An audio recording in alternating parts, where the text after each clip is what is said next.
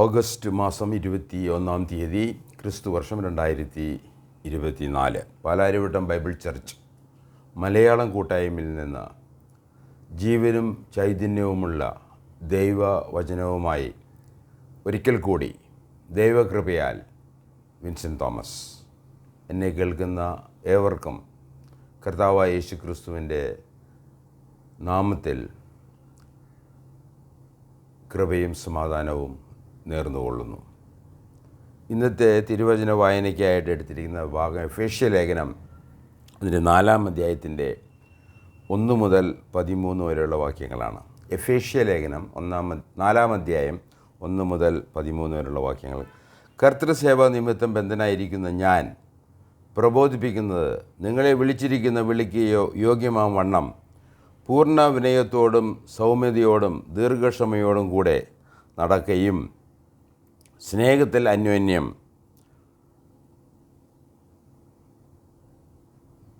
പൊറുക്കുകയും ആത്മാവിൻ്റെ ഐക്യത സമാധാന ബന്ധത്തിൽ കാപ്പാൻ ശ്രമിക്കുകയും ചെയ്യുവിൻ. നിങ്ങളെ വിളിച്ചപ്പോൾ ഏക പ്രത്യാശയ്ക്കായി നിങ്ങളെ വിളിച്ചതുപോലെ ശരീരം ഒന്ന്, ആത്മാവ് ഒന്ന്, കർത്താവ് ഒന്ന്, വിശ്വാസം ഒന്ന്, സ്നാനം ഒന്ന്, എല്ലാവർക്കും മേതിയുള്ളവനും എല്ലാവരിലും കൂടി വ്യാപരിക്കുന്നവനും എല്ലാവരിലും ഇരിക്കുന്നവനുമായി എല്ലാവർക്കും ദൈവവും പിതാവുമായവൻ ഒരുവൻ. എന്നാൽ നമ്മിൽ ഓരോരുത്തന് ക്രിസ്തുവിൻ്റെ ദാനത്തിൻ്റെ അളവിന് ഒത്തവണ്ണം കൃപ ലഭിച്ചിരിക്കുന്നു. അതുകൊണ്ട് അവൻ ബദ്ധന്മാരെ പിടിച്ചു കൊണ്ടുപോയി ഉയരത്തിൽ കയറി മനുഷ്യർക്ക് ദാനങ്ങളെ കൊടുത്തു എന്ന് പറയുന്നു. കയറി എന്നതിനാൽ അവൻ ഭൂമിയുടെ അധോഭാഗങ്ങളിലേക്ക് ഇറങ്ങി എന്നും വരുന്നില്ലയോ? ഇങ്ങനെ അവൻ സകലത്തെയും നിറയ്ക്കേണ്ടതിന് സ്വർഗത്തിന് മീതെ കയറിയവനും ആകുന്നു. 11-ാം വാക്യം. അവൻ ചിലരെ അപ്പസ്തോലന്മാരായും ചിലരെ പ്രവാചകന്മാരായും ചിലരെ സുവിശേഷകന്മാരായും ചിലരെ ഇടയന്മാരായും ഉപദേഷ്ടാക്കന്മാരായും നിയമിച്ചിരിക്കുന്നു.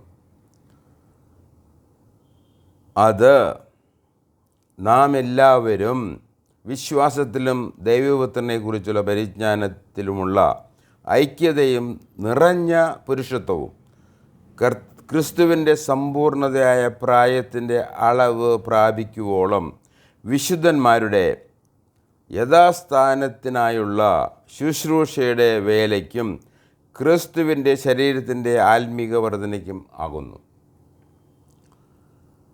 ഒരുപാട് ദൈവിക സത്യങ്ങളടങ്ങിയൊരു ദൈവവചനമാണ് ഞാൻ വായിച്ചത്. അത് ഇന്നത്തെ സന്ദേശവുമായി വളരെ ബന്ധപ്പെട്ട ഒരു കാര്യമാണ് എന്ന് നിങ്ങൾ തുടർന്നുള്ള നമ്മുടെ പഠനത്തിൽ നിന്ന് മനസ്സിലാകും. ആയതിനാൽ നമുക്ക് പ്രാർത്ഥിച്ച് ഇന്നത്തെ ക്ലാസ് ആരംഭിക്കാം. സ്വർഗ്ഗസ്ഥ പിതാവായ ദൈവമേ, പരിശുദ്ധനും നിത്യനുമായ അവിടത്തേക്ക് നന്ദിയും സ്തുതിയും സ്തോത്രവും അർപ്പിക്കുന്നു. യേശു ക്രിസ്തുവിൽ അവിടുന്ന് ഇട്ടിരിക്കുന്ന അടിസ്ഥാനം, സഭയുടെ അടിസ്ഥാനം, അത് കർത്താവായ യേശു ക്രിസ്തുവിൻ്റെ കാൽവരി മരണത്തിൽ അടിസ്ഥാനപ്പെട്ടതും അതിൽ മാത്രം അടിസ്ഥാനപ്പെട്ടതും ആയിരിക്കാൽ ഞങ്ങൾ നന്ദിയോടെ സ്തുതിക്കുന്നു.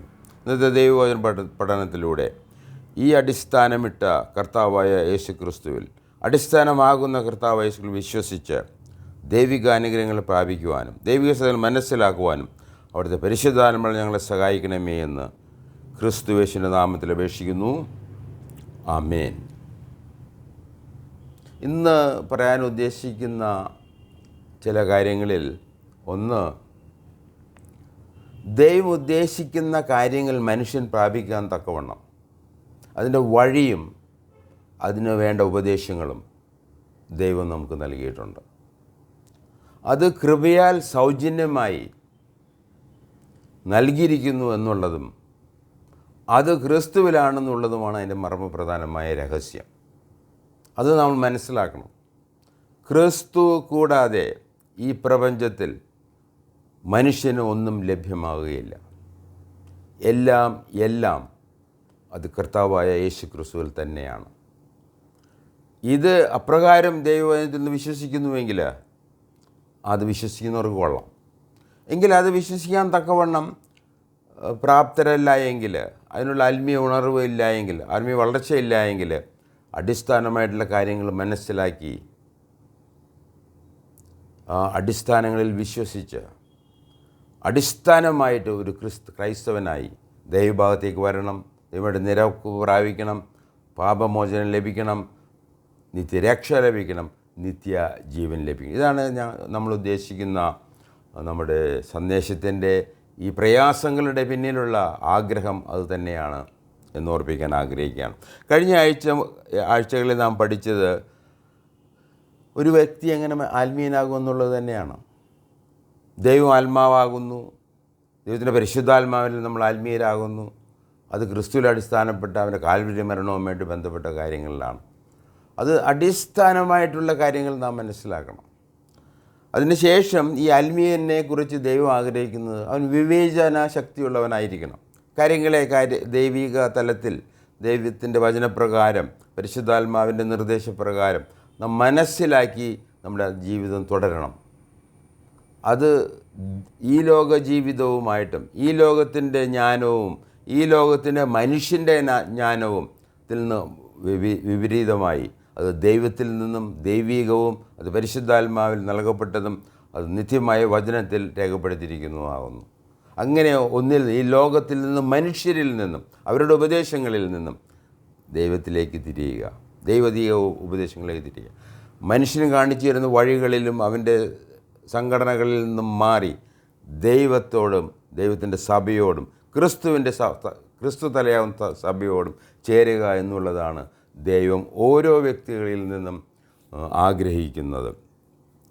അതാണ് രണ്ടാമതായിട്ടുള്ള കാര്യം. വിവേചിക്കാനുള്ള കഴിവ് ഒരു ആത്മീയനുണ്ടാകണം.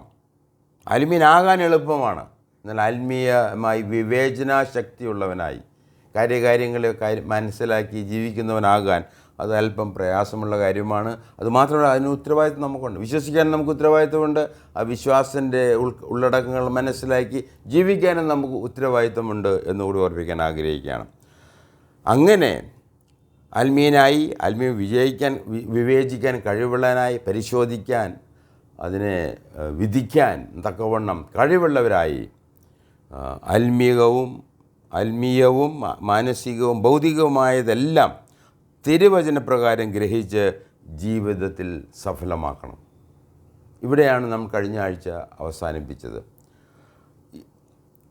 അങ്ങനെ ആത്മീയനാകാൻ തക്കവണ്ണം നാം വായിച്ച വേദഭാഗമായിരുന്നു കഴിഞ്ഞ ആഴ്ചകളിൽ നാം വായിച്ച വേദഭാഗം. അത്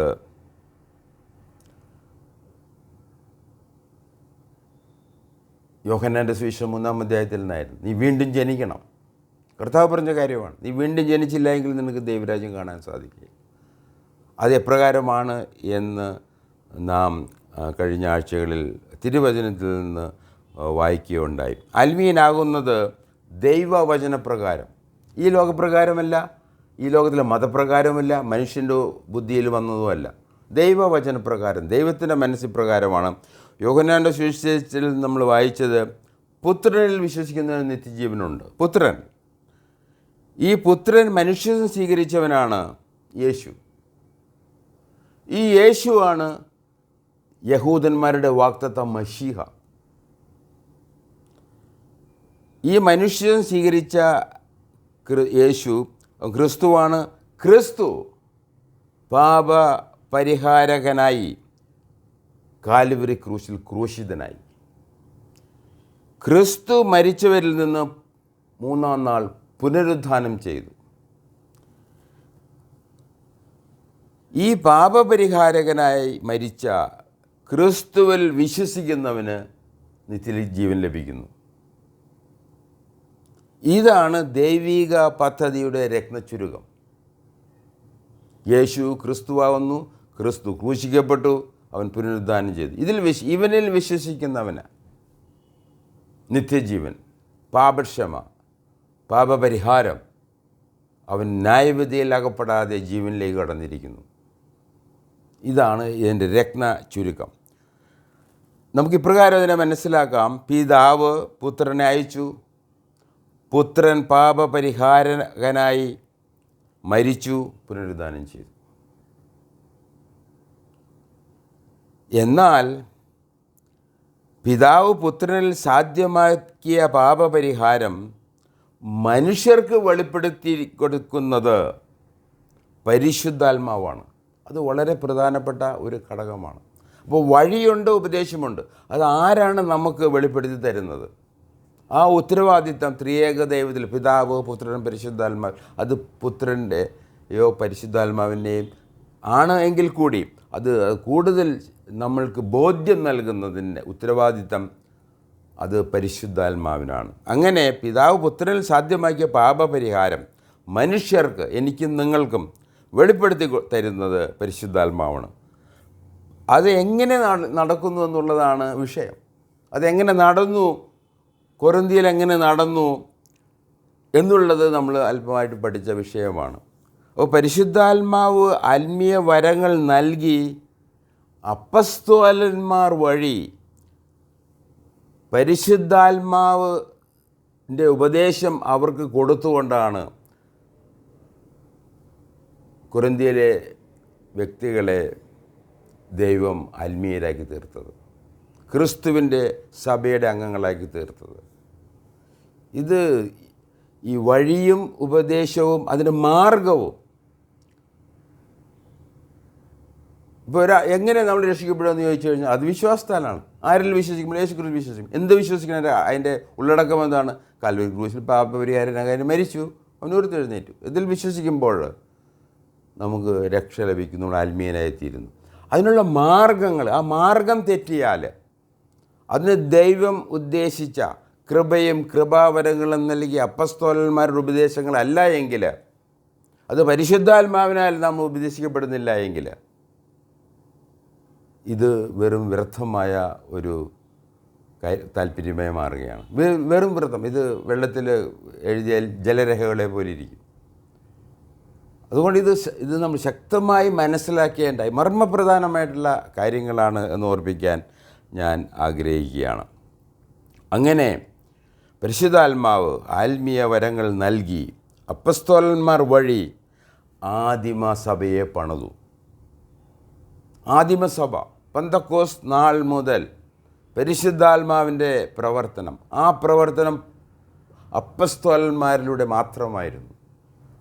അവർ പഠിപ്പിച്ച ഉപദേശമാണ്, ക്രിസ്തുവിനെക്കുറിച്ചുള്ള ഉപദേശമാണ്, യേശുവിനെക്കുറിച്ചുള്ള ഉപദേശമാണ്, അവൻ്റെ കാൽവരി മരണത്തെക്കുറിച്ചുള്ള ഉപദേശമാണ്. പരിശുദ്ധാത്മ നമുക്ക് ബോധ്യം നൽകി നമ്മെ ഓരോരുത്തരെയും, ആദിമസഭയിലെ ഓരോരുത്തരെയും ദൈവം തൻ്റെ പുത്രൻ്റെ സഭയിലേക്ക് ആക്കി തീർക്കുന്നത്, ക്രിസ്തുവിൽ തന്നെ നമ്മളെ ആക്കി തീർക്കുന്നത്. ഒരുവൻ ക്രിസ്തുവിൽ അവൻ പുതിയ സൃഷ്ടിയാണ്. നമ്മൾ ക്രിസ്തുവിലാക്കുന്ന ആ ശുശ്രൂഷ നടക്കുന്നത് പരിശുദ്ധാത്മാവിലാണ് എന്നുള്ളത് വളരെ പ്രധാനപ്പെട്ട ഒരു വിഷയമാണ്. 1 കൊരിന്ത്യർ 12-ാം അധ്യായത്തിൻ്റെ 28 നമ്മൾ വായിച്ചാൽ, ദൈവസഭയിൽ ഒന്നാമത് അപ്പസ്തോലന്മാർ, രണ്ടാമത് പ്രവാചകർ. നമുക്കിത് വായിച്ചു പോകാം, അല്ലെങ്കിൽ നിങ്ങളെ ബോധ്യപ്പെടുത്തേണ്ട ആവശ്യമുണ്ട് എന്ന് എനിക്കറിയാം. അതുകൊണ്ടാണ് നമ്മൾ ഓരോ കാര്യങ്ങളും, അതിൻ്റെ മർമ്മപ്രധാനമായിട്ടുള്ള കാര്യങ്ങൾ ദൈവവചനത്തിൽ നിന്ന് തന്നെ വായിച്ച് നിങ്ങളെ കേൾപ്പിക്കാനായി. ഇത് പരിഭാഷയാണെന്നുള്ളത് ഞാൻ ഓർക്കുകയാണ്. എന്നാൽ എന്നെപ്പോലെയുള്ള ശുശ്രൂഷകന്മാർ ഇതിൻ്റെ മൂലഭാഷകളിൽ നിന്നും പരിഭാഷയിലേക്കൊക്കെ ഞാൻ പരിശോധിച്ച് ആവുന്നതും സത്യസന്ധമായിട്ട് നിങ്ങളുടെ മുന്നിൽ സത്യം അവതരിപ്പിക്കാൻ ഞാൻ ആഗ്രഹിക്കുകയാണ്. 1 കൊരിന്ത്യർ 12-ാം അധ്യായത്തിൻ്റെ 28-ാം വാക്യം, അത് ഇപ്രകാരമാണ് മലയാളത്തിലേക്ക് സത്യവേദപുസ്തകത്തിലേക്ക് പരിഭാഷപ്പെടുത്തിയിരിക്കുന്നത്. അത് ഞാൻ വേറെ പരിഭാഷയെല്ലാം ഉപയോഗിക്കുന്നുണ്ട്. നിഘണ്ടു, നമ്മുടെ കർത്താവായ നിഘണ്ടു നൽകിയ ഗുണ്ടർട്ടിൻ്റെ ബൈബിളുണ്ട്, അതുപോലെ തന്നെ ഓശാന ബൈബിളുണ്ട്. അങ്ങനെ ഒരുപാട് സാധ്യതകൾ മലയാളികളായ നമുക്ക് ദൈവം അനുഗ്രഹങ്ങൾ നൽകിയിട്ടുണ്ട്. അതുകൊണ്ട് സത്യമറിയാൻ ആഗ്രഹിക്കുന്നവർക്ക് ഒരുപാട് പരിഭാഷകളുണ്ട് എന്ന് ഞാൻ ഓർപ്പിക്കാൻ ഞാൻ ആഗ്രഹിക്കുകയാണ്. നിങ്ങൾക്ക് ഏത് പരിഭാഷ നോക്കിയാലും അതെല്ലാം പരിഭാഷകൾ മാത്രമാണ്. അതിൻ്റെ മൂലഭാഷയിലുള്ള ദൈവിക അരുളപ്പാടുകളാണ് ദൈവവചനം എന്ന് നാം വിശ്വസിക്കുന്നത്. അതിൻ്റെ 1 കൊരിന്ത്യർ 12-ാം അധ്യായത്തിൻ്റെ 28-ാം വാക്യം, ദൈവം സഭയിൽ ഒന്നാമത് അപ്പസ്തോലന്മാർ, രണ്ടാമത് പ്രവാചകന്മാർ, മൂന്നാമത് ഉപദേഷ്ടാക്കന്മാർ, ഇങ്ങനെ ഓരോരുത്തരെ നിയമിക്കുകയും പിന്നെ വീര്യപ്രവൃത്തികൾ, രോഗശാന്തികളുടെ വരം, സഹായം ചെയ്യുവാനുള്ള വരം, പരിപാലന വരം, വിവിധ ഭാഷാ വരം എന്നിവ നൽകുകയും ചെയ്തു. അപ്പം അപ്പസ്തോലന്മാർ ഒന്നാമരാണ് സഭയിൽ. അത് വളരെ പ്രധാനപ്പെട്ട വിഷയമാണ്. അവരിലൂടെയാണ് പരിശുദ്ധാത്മാവിൽ നിറഞ്ഞവരും പരിശുദ്ധാത്മാവിൽ സ്നാനപ്പെട്ടവരുമായ അവർ ദൈവത്തിൻ്റെ അരുളപ്പാടുകൾ ഈ കൊറിന്ത്യയിലെ സഭയിലേക്ക്, അതുപോലെ ഇന്നും അതേ ഉപദേശത്താൽ മാത്രമേ ഒരു രക്ഷിക്കപ്പെടാൻ സാധിക്കുകയുള്ളൂ, വീണ്ടും ജനിക്കാൻ സാധിക്കുകയുള്ളൂ. അത് യേശു ക്രിസ്തു ആണ് എന്നും ഈ ക്രിസ്തു ക്രൂശിക്കപ്പെട്ടു എന്നും അവൻ മൂന്നാം ദിവസം പുനരുത്ഥാനം ചെയ്തു എന്നും വിശ്വസിക്കുന്ന ഏത് വ്യക്തിക്കും ദൈവം തൻ്റെ പുത്രനിൽ ഒരുക്കിയ ഈ വലിയ രക്ഷ അവൻ അത് വിശ്വാസത്താൽ അത് നമുക്ക് സ്വീകരിക്കാം. അത് കൃപയാൽ സൗജന്യമായി നൽകുന്നൊരു കാര്യമാണ്. ദൈവം നമുക്ക് ദാനമായി നൽകുന്ന ഇത്ര വലിയ രക്ഷ, എബ്രായ ലേഖനത്തിൽ പറയുന്ന പോലെ ഇത്ര വലിയ രക്ഷ നമ്മൾ ഗണ്യമാക്കാതെ പോയാൽ, നിങ്ങൾ ഗണ്യമാക്കണം. നിങ്ങൾ വേദപുസ്തകത്തിലേക്ക് തിരിയണം, ദൈവത്തിങ്കിലേക്ക് തിരിയണം, ക്രിസ്തുവിലേക്ക് തിരിയണം, കാൽവ്യമരണത്തിലേക്ക് തിരിഞ്ഞ് അതിൽ വിശ്വസിച്ച് നിങ്ങൾ ഇത് സ്വന്തമാക്കണം എന്ന് തന്നെയാണ് ആഗ്രഹം. അപ്പം ആദിമസഭയിൽ തുടങ്ങിയത് ഒന്നാമത് അപ്പസ്തോലന്മാർ വഴിയാണ്. അതുപോലെ തന്നെ നമ്മൾ 1 കൊരിന്ത്യർ 3-ാം അധ്യായത്തിൻ്റെ 10-11 വാക്യം വളരെ രസകരമായ, നമുക്ക് വിശ്വസിക്കാൻ തക്കവണ്ണം ഒരുപാട് കാര്യങ്ങൾ നമുക്ക് വായിക്കാം ഉണ്ട്. എന്നാൽ ചില ഭാഗങ്ങൾ മാത്രം ഞാൻ വായിക്കുകയാണ്. 1 കൊരിന്ത്യർ 3-ാം അധ്യായത്തിൻ്റെ 10-11 വാക്യങ്ങൾ ശ്രദ്ധിച്ചാലും. 1 കൊരിന്ത്യർ 3-ാം അധ്യായം 10-11. ഇവിടെ പൗലോസ് അപ്പസ്തോലൻ കൊറിന്ത്യയിലെ വിശ്വാസികൾക്ക് എഴുതിയ ലേഖനമാണ് 1 കൊരിന്ത്യർ ലേഖനവും 2 കൊരിന്ത്യർ ലേഖനവും. നമുക്കറിയാം 13 ലേഖനങ്ങളുടെ ദൈവം നിയമിച്ച രചയിതാവാണ്. പരിശുദ്ധാത്മാവിൽ എഴുതിയ പുസ്തകം, പൗലോസിനാൽ എഴുതപ്പെട്ട 13 ലേഖനങ്ങൾ നമ്മുടെ ബൈബിളിൽ നമുക്കായിട്ട് ലഭിച്ചിട്ടുണ്ട്. അതുകൊണ്ട് എത്രയോ ഉന്നതമായ പദവിയുള്ളൊരു വ്യക്തിയാണ് പൗലോസ് അപ്പസ്തോലൻ എന്ന് ഓർപ്പിക്കാൻ ഞാൻ ആഗ്രഹിക്കുകയാണ്. അങ്ങനെ ഇവിടെ എഴുതിയിരിക്കുന്നത് എനിക്ക് ലഭിച്ച ദൈവ കൃപയ്ക്ക് ഒത്തവണ്ണം, അത് കൃപയാൽ ലഭിച്ചതാണ്. പൗലോസ് ചോദിച്ചു വാങ്ങിയതോ കാത്തിരുന്ന് പ്രാർത്ഥിച്ച് ഉപവസിച്ച് കിട്ടിയതോ ഒന്നുമല്ല. ഇത് ദൈവം തനിക്ക് ഇഷ്ടമുള്ളവരെ വിളിച്ച്, തനിക്ക് ബോധ്യപ്പെട്ടവരെ വിളിച്ച് ദൈവം കൃപകൾ കൊടുത്ത് തൻ്റെ ശുശ്രൂഷകൾ ചെയ്യുകയാണ്. അതും പരിശുദ്ധാത്മാവിനെ നൽകിക്കൊണ്ട് ചെയ്യുകയാണ്. അപ്പോൾ അതുകൊണ്ട് ഇവിടെ എഴുതിയിരിക്കുന്നത് പൗലോസിന് ലഭിച്ച ദൈവകൃപയ്ക്ക് ഒത്തവണ്ണം പൗലോസ് ജ്ഞാനമുള്ള ഒരു പ്രധാന ശില്പിയായി അടിസ്ഥാനമിട്ടിരിക്കുന്നു. ഇതാണ് അടിസ്ഥാനം. ഈ അപ്പസ്തോലന്മാർ ഇട്ടത്, അവരാണ് അടിസ്ഥാനം സഭയുടെ. അവർ പറഞ്ഞ ഉപദേശങ്ങളാണ് പ്രധാന ശില്പിയായി അടിസ്ഥാനം ഇട്ടിരിക്കുന്നു. മറ്റൊരുത്തൻ മീതെ പണിയുന്നു, താൻ എങ്ങനെ പണിയുന്നു എന്ന് ഓരോരുത്തനും നോക്കിക്കൊള്ളട്ടെ. അത് പ്രധാനപ്പെട്ടൊരു ഉപദേശമാണ്. അപ്പസ്തോലന്മാർ നൽകിയ ഉപദേശങ്ങളിൽ മേൽ പണി തുടങ്ങിയതും പണിയപ്പെടുന്നതും അതിൻ്റെ അവസാനത്തോളം അത് തന്നെയാണ് ആ അടിസ്ഥാനത്തിൽ മേലാണ്. അപ്പസ്തോലിക ഉപദേശമാണ് നമുക്ക്. അങ്ങനെ 12 അപ്പസ്തോലമുള്ളതായിട്ടാണ് ക്രൈസ്തവ സഭ വിശ്വസിക്കുന്നത്. ആ അടിസ്ഥാനത്തിൽ നാം വിശ്വസിക്കുന്നു. അതിന് 12-ാമത് വാക്യം ശ്രദ്ധിച്ചാൽ, ആ അടിസ്ഥാനത്തിന്മേൽ ആരെങ്കിലും പൊന്ന്, വെള്ളി, വിലയേറിയ കല്ല്, മരം, പുല്ല്, വൈക്കോൽ എന്നിവ പണിയുന്നുവെങ്കിൽ അവനവൻ്റെ പ്രവൃത്തി വെളിപ്പെടും. ആ ദിവസത്തിൽ അതിനെ വെളിപ്പെടുത്തി അത് തീയോടെ വെളിപ്പെട്ടു വരും. ഓരോരുത്തരും പ്രവൃത്തി അന്ന് തന്നെ ശോധന ചെയ്യും.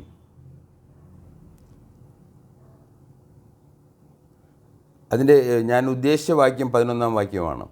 യേശു ക്രിസ്തു എന്ന് ഇട്ടിരിക്കുന്ന അടിസ്ഥാനമല്ലാതെ മറ്റൊന്ന് ഇടുവാൻ ആർക്കും കഴിയുകയില്ല. ഇത് ഞാൻ ഊന്നി പറയാൻ ആഗ്രഹിക്കുന്നതിൻ്റെ വിഷയം, കർത്താവായി യേശു ക്രിസ്തു എന്ന മൂലക്കല്ലിന്മേലാണ് സഭ പണിയപ്പെടുന്നത്. എന്നാൽ ഇന്ന് നാം കാണുമ്പോൾ ഈ 21-ാം നൂറ്റാണ്ടിൽ ഒരുപാട് വ്യത്യസ്ത അടിസ്ഥാനങ്ങളും ഒരുപാട് വ്യക്തികളും മനുഷ്യരും സംഘടനകളും അടിസ്ഥാനങ്ങളിട്ട് ഇന്ന് സത്യസഭ എന്ന് തിരിച്ചറിയാൻ പറ്റാത്ത വിധം അത് മലിനീകരിക്കപ്പെട്ടിരിക്കുകയാണ്. അതുകൊണ്ട് ദൈവവചനത്തിലെ സത്യത്തിലും സഭ എന്ത്, അതിൻ്റെ അടിസ്ഥാനം എന്ത്, അതിൻ്റെ ഭാഗം എങ്ങനെയായിത്തീരാം എന്നുള്ളത് നാം പഠിച്ചിരിക്കേണ്ട വിഷയം തന്നെയാണ്. അങ്ങനെ 1 കൊറിന്ത്യർ 3:19 വായിക്കുമ്പോൾ ദൈവകൃപയ്ക്കൊത്തവണ്ണം പൗലോസ് അടിസ്ഥാനമിട്ടിരിക്കുന്നു. 1 കൊറിന്ത്യർ 3:11 ക്രൈസ്തവ സഭയുടെ ഏക അടിസ്ഥാനം യേശു ക്രിസ്തു തന്നെയാണ്. ക്രിസ്തു അല്ലാതെ വേറെ അടിസ്ഥാനമില്ല. മറ്റുള്ള വേദഭാഗങ്ങൾ വായിക്കും, എഫേസ്യൻ വായിക്കുമ്പോൾ അവനാണ് മൂലക്കല്ല്, ആ കല്ലിന്മേലാണ് പണിതപ്പെട്ടത്. ക്രിസ്തുവാണ് എല്ലാം. എന്നാൽ അതിൻ്റെ വാഗ്ദാക്കൾ, അതിൻ്റെ സന്ദേശവാഹകന്മാർ ദൈവത്തിൻ്റെ പരിശുദ്ധാത്മാവ് ലഭിച്ച, ദൈവത്താൽ നിയോഗിക്കപ്പെട്ട 12 അപ്പസ്തോലന്മാരാണ്. അതിലൊന്ന് പൗലോസ് തന്നെയാണ്. ഇത് ഊന്നി പറയാനുള്ള കാരണം ഈ കൊറിന്തിയ സഭയിൽ തന്നെ പൗലോസ് വന്ന് അവിടെ യേശു ക്രിസ്തുവെന്നും ക്രിസ്തു ക്രൂശിക്കപ്പെട്ടു എന്നും യഹൂദന്മാരോടും ദൈവഭക്തന്മാരായ യവനന്മാരോടും പറഞ്ഞു. അനേകർ അതിൽ വിശ്വസിച്ചു. അങ്ങനെയാണ് അവിടെ സഭ സ്ഥാപിക്കപ്പെടുന്നത്. 1.5 വർഷം അവിടെ പഠിപ്പിച്ചു. തുടർന്ന് അദ്ദേഹം തൻ്റെ ശുശ്രൂഷകൾക്കായിട്ട് മറ്റുള്ള പ്രദേശങ്ങളിലേക്ക് കടന്നുപോയി.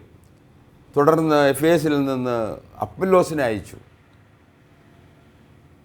സഭ അയച്ചതാണത്, അപ്പൊല്ലോസ്.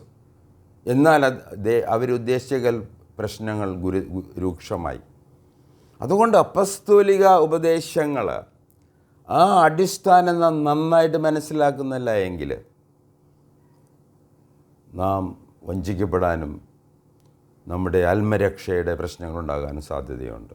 ഇന്ന് സംഭവിച്ചുകൊണ്ടിരിക്കുന്ന അതാണ്.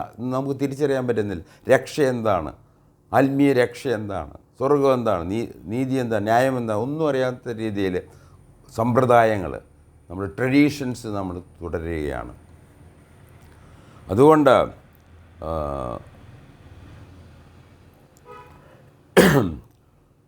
1 കൊരിന്ത്യർ 12-ാം അധ്യായത്തിൽ നിന്നും 1 കൊരിന്ത്യർ 3-ാം അധ്യായത്തിൽ നിന്നും നമുക്ക് കൃത്യമായിട്ട് മനസ്സിലാക്കാവുന്ന കാര്യം, ഒന്നാമത് അപ്പസ്തോലന്മാർ, അതിനുശേഷം അവർ ഇട്ട അടിസ്ഥാനം, യേശു എന്ന അടിസ്ഥാനത്തിന് മീതെ മറ്റൊരു പണിയുന്നു. അതാണ് നമ്മൾ ചെയ്യേണ്ടത്.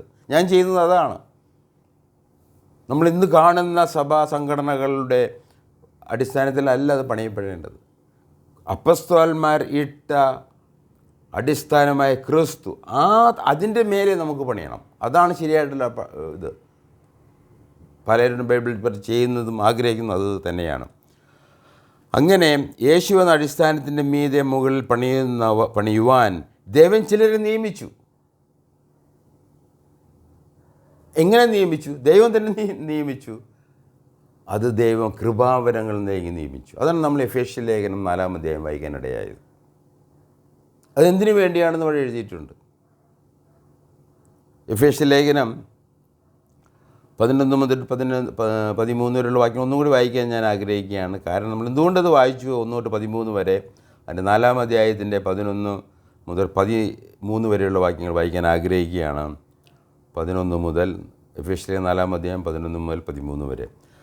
അവൻ ചിലരെ അപ്പസ്തോലന്മാരായും ചിലരെ പ്രവാചകന്മാരായും ചിലരെ സുവിശേഷകന്മാരായും ചിലരെ ഇടയന്മാരായും ഉപദേഷ്ടകന്മാരായും നിയമിച്ചിരിക്കുന്നു.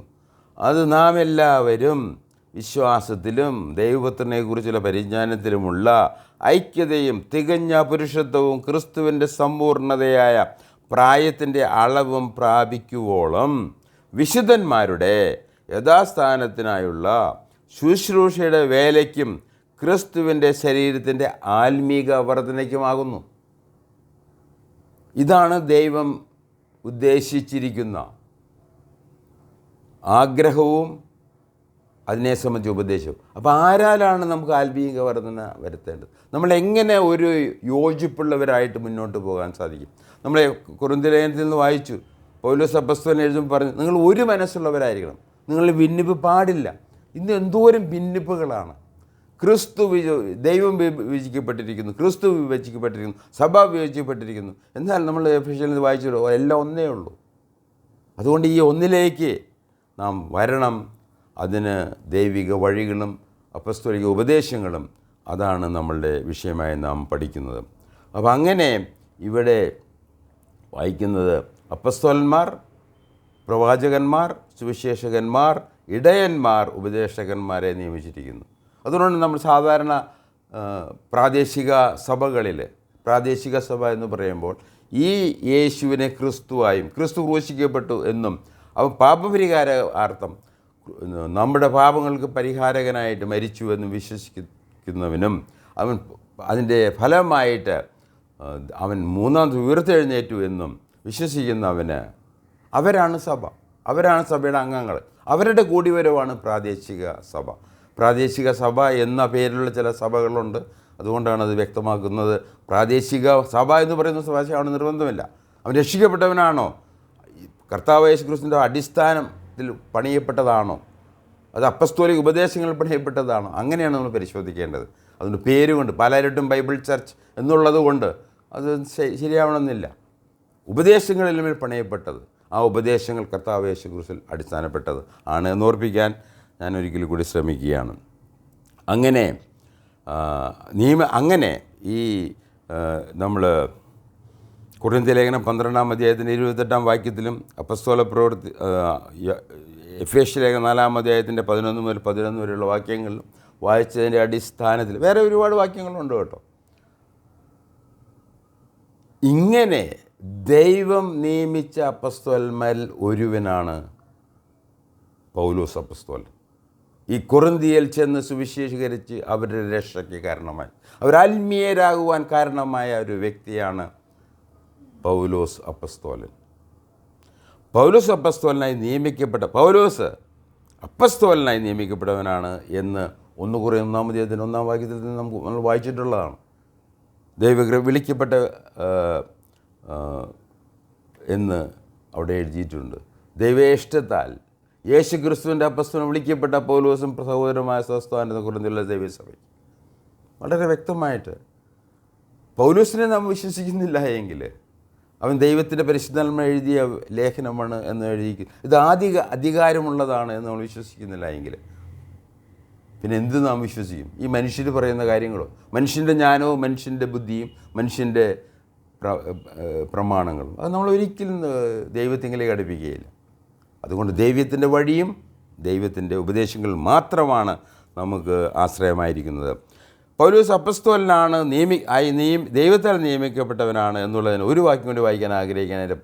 1 Corinthians 9-ാം അധ്യായത്തിൻ്റെ 1 മുതൽ 3 വരെയുള്ള വാക്യങ്ങൾ.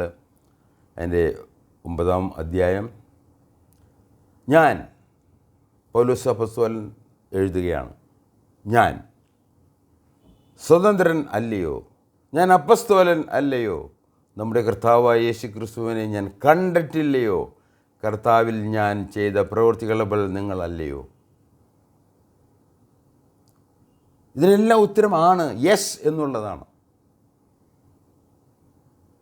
ഇതെല്ലാം കണ്ടീഷണൽ സെൻറ്റൻസ് എന്നാണ് പറയുക. ഗ്രീക്കിൽ ഇത് കണ്ടീഷണൽ സെൻറ്റൻസാണ്. ഈ കണ്ടീഷൻ എൻ്റെ ഫസ്റ്റ് ക്ലാസ്സാണ്, എൻ്റെ അർത്ഥം ഫസ്റ്റ് ക്ലാസ് കണ്ടീഷനാണ്. ഇതെല്ലാം അതിൻ്റെ ഉത്തരം യെസ് എന്ന് തന്നെയാണ്. പൗലോസ് അപ്പസ്തോലൻ സ്വതന്ത്രനാണ്, പൗലോസ് അപ്പസ്തോലനാണ്, അവൻ കർത്താവ് യേശുവിനെ കണ്ടവനാണ്, അവൻ കർത്താവിൽ വേല ചെയ്ത് അതിൻ്റെ ഫലമാണ് കൊരിന്ത്യ ലേഖനത്തിലെ കൊരിന്ത്യയിൽ വിശ്വാസികൾ. എന്നാൽ അവരുടെ ആത്മീയ ജീവിതം തുടങ്ങി, എന്നാൽ ആത്മീയ ജീവിതത്തിൽ അവർക്ക് വളർച്ചയുണ്ടായില്ല. അതിന് കാരണങ്ങൾ ഒരുപാടാണ്. അതിനുള്ള പരിഹാരമാണ് നമ്മൾ ഈ 1 Corinthians ലേഖനത്തിൽ പഠിക്കാൻ പോകുന്നു. എങ്ങനെ ആത്മീയൻ ജീവിക്കണം എന്നുള്ള വിഷയം. അങ്ങനെ ആത്മീയൻ ആകാനുള്ള വഴിയും ഉപദേശവും തിരുവചനത്തിൽ നമുക്ക് വ്യക്തമായി നൽകിയിട്ടുണ്ട്.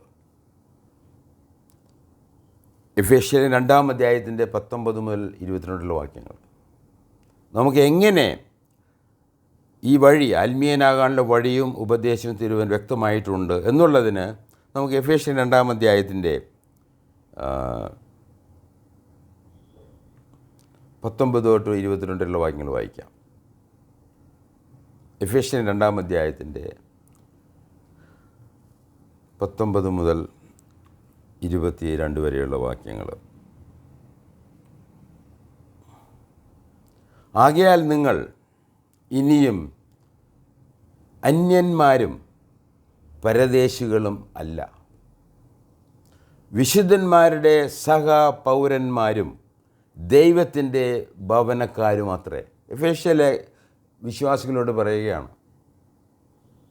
അതിന് 20-ാം വാക്യം, യേശു ക്രിസ്തു തന്നെ മൂലക്കല്ലായിരിക്കുക, നിങ്ങളെ അപ്പസ്തോലന്മാരും പ്രവാചകന്മാരും എന്ന അടിസ്ഥാനത്തിൽ പണിതിരിക്കുന്നു. അവനിൽ കെട്ടിടം മുഴുവനും യുക്തമായി ചേർന്ന് കർത്താവിൽ വിശുദ്ധ മന്ദിരമായി വളരുന്നു. 22-ാം വാക്യം, അവനിൽ നിങ്ങളെയും നിവാസമാക്കേണ്ടതിന് ആത്മാവിനാൽ ഒന്നിച്ച് പണിതു വരുന്നു. ഇത് ദൈവവചനമാണ് വായിച്ചത്. അപ്പോൾ കർത്താവായ യേശു ക്രിസ്തു എന്ന വ്യക്തിയും അവൻ സഭയുടെ മൂലക്കല്ലും അതിൻ്റെ അടിസ്ഥാനമിട്ടത് അപ്പസ്തോലന്മാരും ആണ് എന്നുള്ളത്, അതിന്മേൽ പണിയപ്പെട്ട ആ വിശ്വാസം പരിശുദ്ധാത്മാ നമുക്ക് ബോധ്യം നൽകുമ്പോൾ അതിൽ വിശ്വസിക്കണം എന്നുള്ളത്, അതാണ് ഇവിടെ പറയാൻ ആഗ്രഹിക്കുന്നത്. അങ്ങനെ ആത്മീയനാകാനുള്ള വഴിയും ഉപദേശവും തിരുവചനം വ്യക്തമായി നൽകിയിട്ട് ആത്മീയരെങ്ങനെ ജീവിക്കണമെന്നുള്ളതും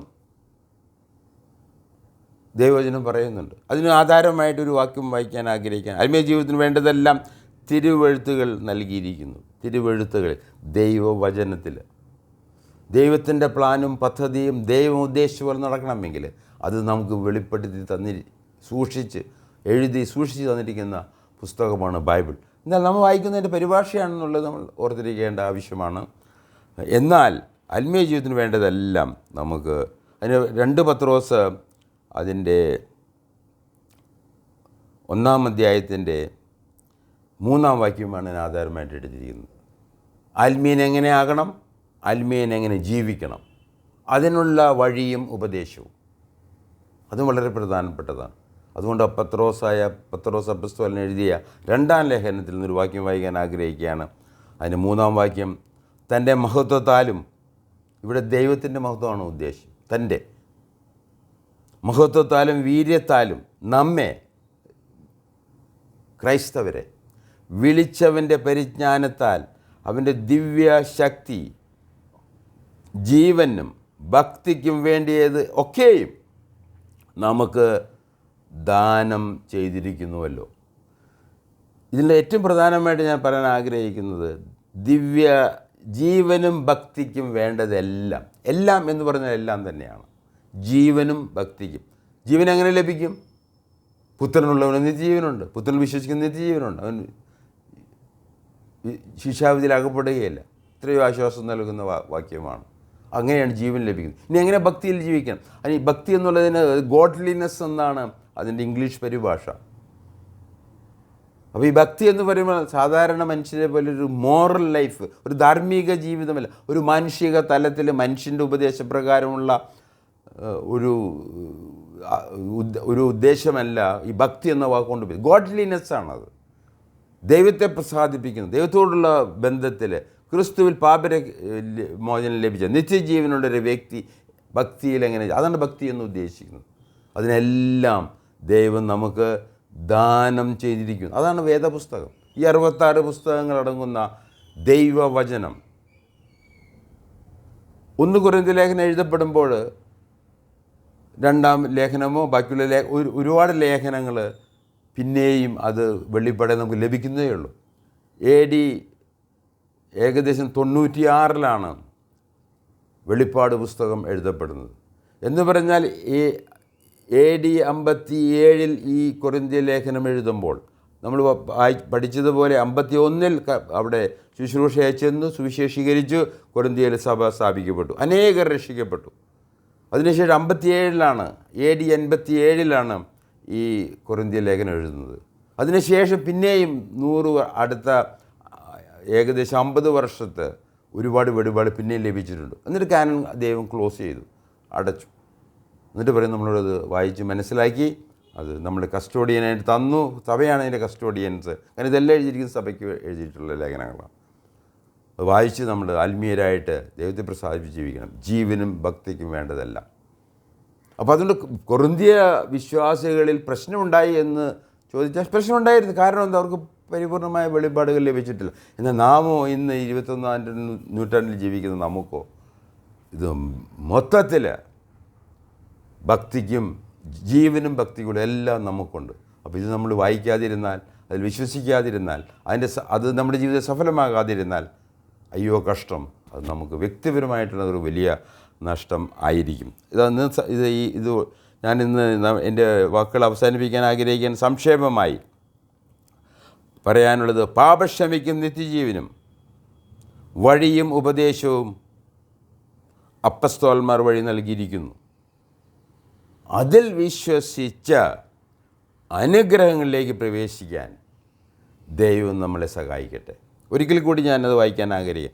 പാപക്ഷമയ്ക്കും നിത്യജീവനും വേണ്ട വഴിയും ഉപദേശവും ദൈവത്താൽ തിരഞ്ഞെടുക്കപ്പെട്ട, നിയോഗിക്കപ്പെട്ട, പരിശുദ്ധാത്മാവിനാൽ നിയോഗിക്കപ്പെട്ട, പിതാവ് പുത്രൻ പരിശുദ്ധാത്മാവിനാൽ നിയോഗിക്കപ്പെട്ട അപ്പസ്തോലന്മാർ വഴി നമുക്ക് നൽകിയിരിക്കുന്നു. അതിൽ വിശ്വസിച്ച് അനുഗ്രഹങ്ങളിലേക്ക് പ്രവേശിക്കാൻ ദൈവം നമ്മളെ സഹായിക്കട്ടെ. നമുക്ക് പ്രാർത്ഥിച്ച് ഇന്നത്തെ ക്ലാസ് അവസാനിപ്പിക്കാം. ദൈവമായ കർത്താവേ, സ്വർഗീയ പിതാവേ, ഇന്നത്തെ ദൈവവചന പഠനത്തിനായിട്ട് നന്ദി പറയുന്നു. ഇത് ഞങ്ങളുടെ ജീവിതത്തിൽ ഉപകാരമായി തീരുവാൻ, ഞങ്ങൾക്ക് ബോധ്യമായി തീരുവാൻ, വിശ്വസിക്കുവാൻ ദൈവത്തിൻ്റെ പരിശുദ്ധാത്മാവ് ഞങ്ങളെ സഹായിക്കണമേ എന്ന് ഞങ്ങൾ ഏറ്റവും താഴ്മയോടെ അപേക്ഷിക്കുന്നു, യേശുക്രിസ്തുവിൻ്റെ നാമത്തിൽ. ആകയാൽ അതിന് ഉത്തരമരുളണമേ സ്വർഗീയ പിതാവേ. ദൈവം അനുവദിച്ചാൽ അടുത്ത ആഴ്ച നമുക്ക് ദൈവവചനവുമായി കാണാം, കേൾക്കാം. നന്ദി. Thank you very much.